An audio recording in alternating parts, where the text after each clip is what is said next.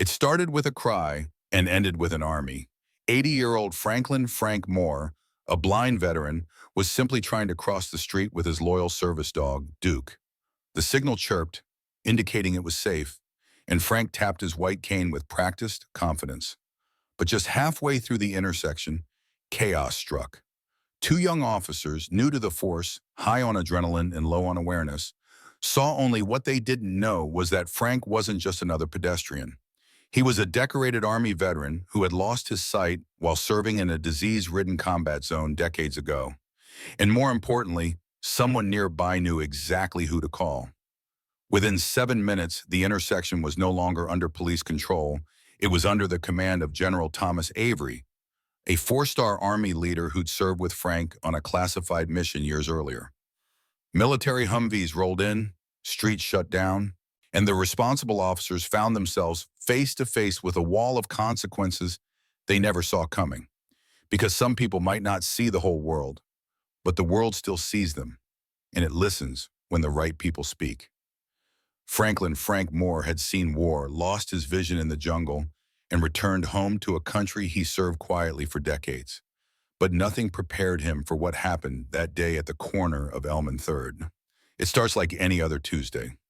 Frank, now 80, blind since his early 40s due to a rare infection contracted during a combat deployment, was walking with his service dog, Duke. His destination, the local library, where he volunteered weekly to read audiobooks to children. As he and Duke stepped into the crosswalk, the audible pedestrian signal chirped, but just halfway through, confusion struck. Two young officers, barely a year on the job, spotted him crossing and mistook his pace and presence as a disruption. They didn't recognize the white cane or the trained guide dog. "Move it!" barked one officer over the cruiser's loudspeaker. Disoriented by the sudden sound, Frank stumbled. Duke paused, sensing danger. Then came the second command, harsher, crueler, and within seconds, Officer Miller exited the vehicle, shouted an unclear warning, and fired his taser. Frank collapsed. His cane clattered onto the street, groceries spilled, and Duke onlookers were horrified. A woman screamed, "He's blind!" Others pulled out their phones, but the damage was done. Frank, shaking and confused, lay on the asphalt in handcuffs. What those officers didn't know was that Frank Moore wasn't just another elderly man. His name was listed in several military commendations, and by a stroke of fate, a retired colonel had witnessed everything from a nearby cafe and made a call. 7 minutes later, the first Humvee appeared, then two more. Military personnel sealed off the intersection with calm authority. The streets fell silent. Then came General Thomas Avery, four-star Army commander, stepping into the chaos with fire in his eyes. He knew Frank personally, and he wasn't there for politics. "What offense," he asked coldly, "warranted a taser on a blind veteran?" There was no answer, only shame. General Avery demanded an investigation, ordered reform, and stayed by Frank's. Because for every veteran like Frank who moves through life quietly, there are still those who remember their sacrifice and will move mountains when one of them is harmed. Franklin Frank Moore, 80 years old and blind, had spent his life navigating darkness with dignity. But as he lay stunned and trembling in the pavement, his white cane lost, Duke whimpering at his side, what happened next would become the turning point in this harrowing moment of injustice. Bystanders who had seen the entire taser incident began shouted in disbelief, recording with their phones, demanding accountability. Among them was a retired Army colonel seated in a nearby cafe. He, Frank, not just as a fellow veteran, but as a man who had served honorably in operations few civilians even knew existed. Without hesitation, the colonel made a discreet call, not to the local precinct or city hall, but to a direct liaison line at the Regional Joint Military Command. 7 minutes, that's all it took. The hum of sirens was soon drowned by the low, unmistakable roar of military engines. 3 olive-drab Humvees and a light tactical troop carrier roared into the intersection, ignoring the police barricade. Out of the lead Humvee stepped General Thomas Avery, commander of regional U.S. Army forces. With ribbons gleaming and posture rigid with purpose, Avery marched through the stunned officers and civilians, eyes fixed on Frank. Duke remains by Frank's stretcher, a living symbol of loyalty and calm amid the chaos.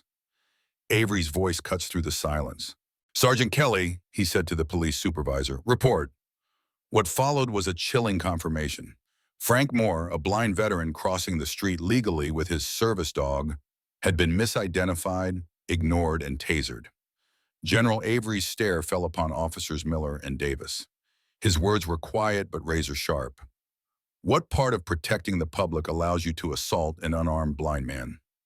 No one answered, because in that moment, even the most seasoned officers knew they were witnessing something bigger than protocol.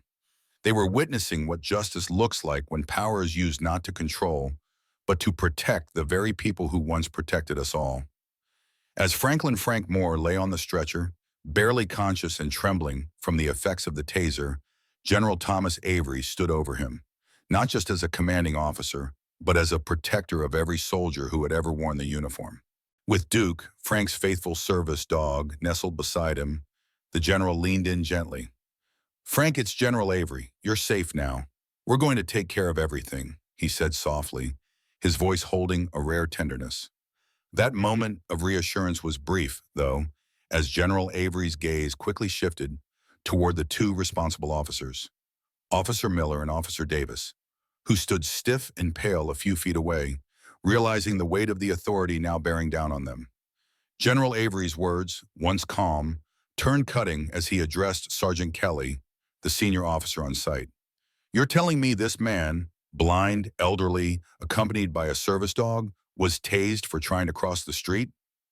His tone leaves no room for excuses. Kelly admitted it was a critical error in judgment, but Avery wasn't interested in prospective language. Turning his glare on Miller and Davis, he delivered a pointed interrogation.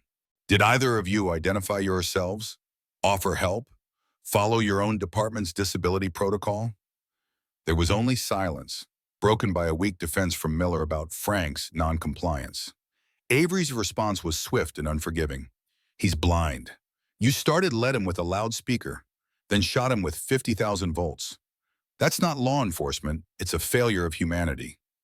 The general immediately demanded two investigations, one internal, led by Sergeant Kelly, and a federal inquiry through the Department of Justice's Civil Rights Division.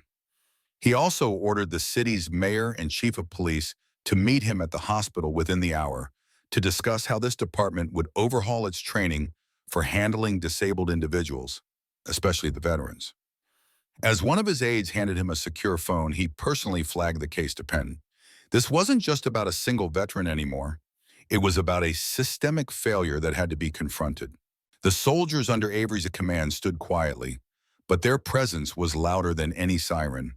And as Frank was lifted into the ambulance, Duke's eyes followed General Avery, loyal, alert, protective, just like every man and woman in uniform who still believed in duty, honor, and accountability. The police department was already scrambling. Sergeant Kelly to Officers Miller and Davis were suspended within hours. Their actions, now the subject of both departmental review and a federal civil rights inquiry, triggered by Avery's call to the Department of Justice. The city's mayor and chief of police met with General Avery at the hospital, emerging from the meeting with grave faces and a list of sweeping reforms. Chief among them was mandatory training for all officers on interacting with individuals with disabilities, especially veterans, including de-escalation procedures and identifying assistive devices such as white canes and service dogs. Meanwhile, Frank's story had spread like wildfire. The incident, caught on multiple cell phones, went viral within hours. Millions watched in disbelief as a blind, elderly veteran was tasered in broad daylight while trying to cross a familiar street. Public outrage mounted, and the narrative shifted from one of error to one of systemic failure. Veterans organizations, disability rights groups, and citizens from across the country rallied behind Frank. Messages of support flooded the hospital. Volunteers brought comfort items. Donations poured in to assist with his recovery and to fund Duke's care. But through it all, Frank remained humble. "I didn't ask for attention," he told a hospital social worker. "Just a fair chance to get across the street." And perhaps that's what makes the impact so powerful. One man's ordinary attempt to live with dignity revealed extraordinary cracks in the systems meant to protect him.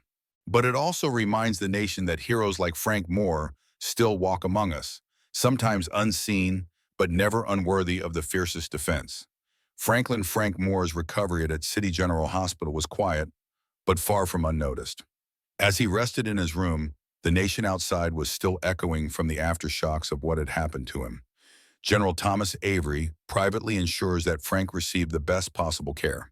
He ordered that Duke, Frank's loyal service dog, be evaluated by a veterinarian and kept close during Frank's recovery. The emotional trauma was still raw. Frank struggled with flashbacks of the shouting, the sudden pain, and the helplessness of collapsing into a world that had always relied on sound and trust. But Frank was never alone. The veterans community showed up in full force. Former service members, some who'd never met Frank, visited or sent letters of support. His hospital room overflowed with cards, handshakes, and quiet salutes. It was their way of saying, "We saw, we won't forget." The retired colonel who had made the urgent call that triggered the military response visited Frank regularly, sometimes just to sit in silence beside him. Outside, officers Miller and Davis faced intense scrutiny. Their suspension had evolved into potential termination pending the results of ongoing investigations. Sergeant Kelly fully cooperated, opening up records and body cam footage to federal authorities. Meanwhile, the department launched a fast-tracked overhaul of its training procedures. Disability awareness modules were no longer optional.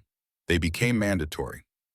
Each officer will now be evaluated on their understanding of proper protocol for interacting with veterans and individuals with disabilities. Frank's name was placed at the center of the new training, his story now a cautionary tale. General Avery also didn't stop at reprimands. He lobbied city officials to launch a permanent civilian oversight committee with representations from veterans organizations. His point was firm. Systemic trust had been breached, and veterans like Frank needed advocates inside the walls of power, not just outside them. As the days passed, Frank's strength slowly returned. He resumed reading audiobooks, petting Duke, and listening to news stories covering his incident. Yet he never expressed bitterness. "I've been through worse," he'd tell visitors with a soft smile. But maybe this time, the lesson sticks. Because of Frank, laws would change, training will improve, and most importantly, for every man or woman who bore the invisible scars of service, one blind veteran had made sure they were a little more visible than before. After the chaos settled and Franklin Frank Moore was released from the hospital, the city began to heal, but not forgotten. Thanks to General Thomas Avery's firm intervention and the retired colonel's timely call, real change took root. City Hall, under public pressure and military scrutiny, implemented mandatory reforms in law enforcement training. A new division was created within the police department. Frank Moore's journey teaches us that our resilience doesn't always roar. It sometimes speaks softly through calm resolve and quiet dignity. Frank didn't demand the world bend for him. He simply asked for respect. And when that was denied, his courage ignited a movement. His story reminds us all, behind every disability is a person with untold strength. Behind every uniform, be it military or police, must be empathy, not just authority. If this story moved you, leave a comment honoring veterans like Frank and share a time when you saw justice done right. Don't forget to subscribe to our channel for more powerful, real-life stories that show the strength of character, the importance of accountability, and the heroes who,